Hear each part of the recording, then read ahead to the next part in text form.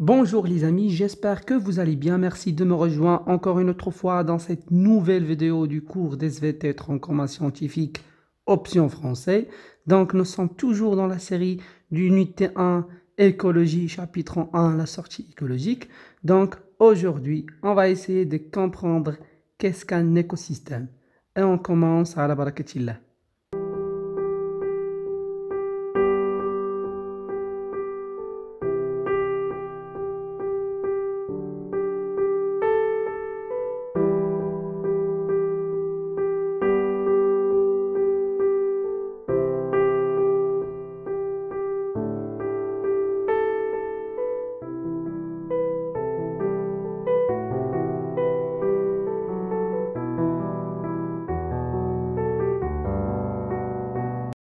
Alors, pour bien comprendre la notion d'écosystème, on propose le document ci-dessous.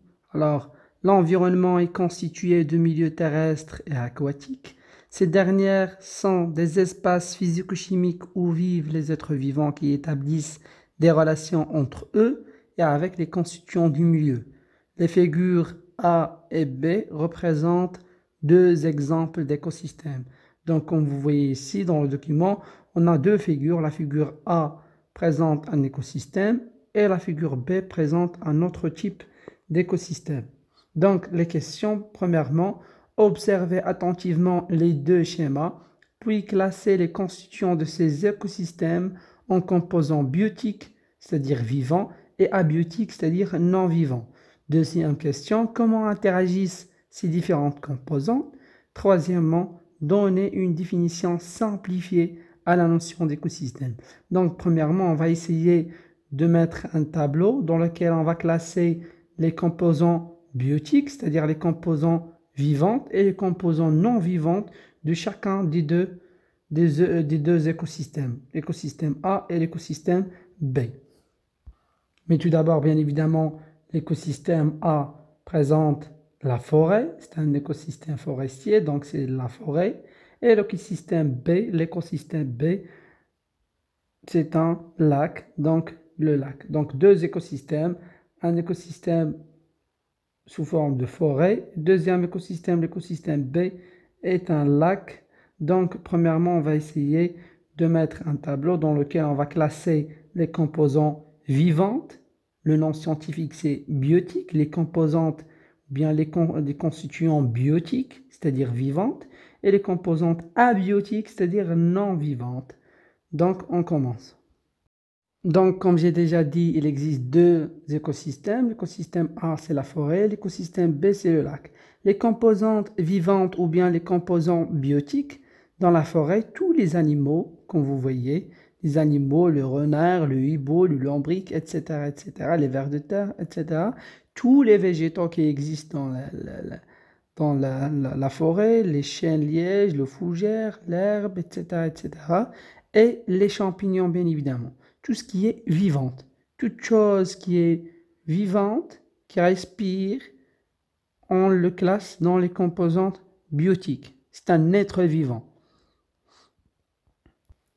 Et bien évidemment, pour les composants non vivantes ou bien pour les composantes abiotiques, dans la forêt, on a le sol, la température, l'humidité, la lumière solaire, les roches, etc., etc., sont tous des constituants non vivantes. C'est-à-dire, n'ont pas la caractéristique d'être un être vivant, bien évidemment. Pour le deuxième écosystème qui est le lac, les composantes vivantes ou bien les composants biotiques sont les animaux, bien évidemment les oiseaux, les poissons, bien évidemment tous les végétaux, l'herbe, les phytoplanktons. Les phytoplanktons sont des végétaux aquatiques, bien évidemment. Ensuite, les composants non vivants du lac, on a l'eau, le sol, la température, l'humidité, la lumière solaire. Donc, ça, ce sont tous des composantes abiotiques, bien tous, ce sont tous des composantes non vivantes. Ça, c'est très simple, c'est clair. Ça, c'est le niveau, du collège, bien même du primaire. Donc ça, c'est tout simplement, on doit classer les constituants d'un écosystème en deux composantes, les composantes vivantes, ou encore appelées composantes biotiques, ou et en composantes non vivantes abiotiques. Ensuite, deuxième question. Comment interagissent ces différentes composantes? C'est-à-dire, quelle est l'interaction, quelle est la relation entre les composants biotiques et les composants abiotiques? Quelle est la relation entre les composants vivantes et les composantes non vivantes? Alors, voici la réponse. Je lis la réponse et par la suite, je m'explique. Tous les êtres vivants sont plus ou moins liés entre eux.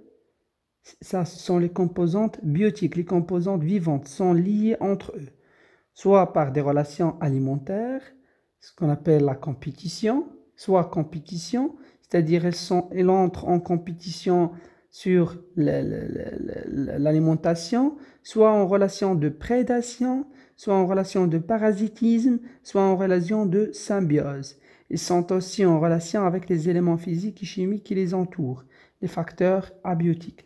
Donc, d'après la réponse de la deuxième question, les êtres vivants sont en interaction entre eux et entre les facteurs non vivants. Alors, comment les êtres vivants, les composants biotiques ou bien les êtres vivants dans un milieu naturel sont en interaction entre eux? Par exemple, ils entrent en compétition sur l'alimentation, soit ils sont en prédation, c'est ce qu'on va voir dans les chaînes alimentaires, soit ils entrent dans une relation, ce qu'on appelle le parasitisme, c'est-à-dire une relation qui est bénéfique pour un et négative pour le deuxième. Et la dernière relation, c'est la relation en symbiose, bien la relation symbiotique. Alors, le symbiose, c'est une relation bénéfice pour les deux êtres vivants.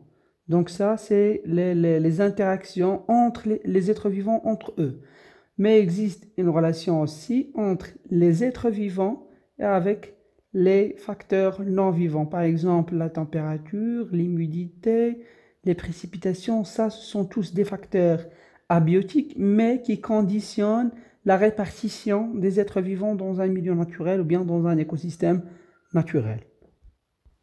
On va voir ça en détail lorsqu'on va détailler la notion des facteurs climatiques et les facteurs édaphiques. Pour la première partie qui est les interactions entre les êtres vivants, on va les détailler lorsqu'on va détailler les chaînes alimentaires, lorsqu'on va détailler la partie ou bien le chapitre de l'influx de la matière et de l'énergie dans l'écosystème. Et dernière question, pour ce qui concerne la définition de l'écosystème donc est l'ensemble des êtres vivants qui sont en interaction entre eux et en interaction avec le milieu dans lequel ils vivent, le biotope. Donc tout simplement, vous devez retenir deux éléments essentiels. L'écosystème égale à la biocénose plus le biotope. Avec la biocénose, c'est la faune plus la flore plus les micro-organismes, c'est-à-dire la faune, c'est l'ensemble des animaux, la flore, c'est l'ensemble des végétaux, les micro-organismes, c'est l'ensemble de tous les organismes qui se voient à l'aide de microscopes, à savoir les bactéries, les virus, les protozoaires, etc., etc. Et le biotope, c'est l'ensemble des facteurs abiotiques non vivants, à savoir les facteurs climatiques, température, lumière, humidité, précipitation, etc., la matière, à savoir le sol, les roches, l'eau, l'air, etc. Donc ça, ce sont tous des facteurs abiotiques, on le regroupe dans le biotope. Donc écosystème égale à biocénose plus biotope. Biocénose, l'ensemble de tous les êtres vivants, et sont en interaction entre eux, j'ai cité quelques-unes, à savoir la symbiose, relations symbiotiques, compétition, prédation, parasitisme, etc. Et le biotope, c'est l'ensemble des facteurs abiotiques, les facteurs non vivants. Donc biocénose vivante, biotope non vivante. Ça, c'est la définition scientifique la plus détaillée de la notion d'écosystème. Et donc on arrive à la fin de cette vidéo. Merci pour votre attention. Si vous avez des questions, n'hésitez pas de les poser dans les commentaires. N'hésitez pas aussi de mettre vos remarques, vos conseils, vos suggestions dans la case des commentaires. Et donc au revoir et à bientôt.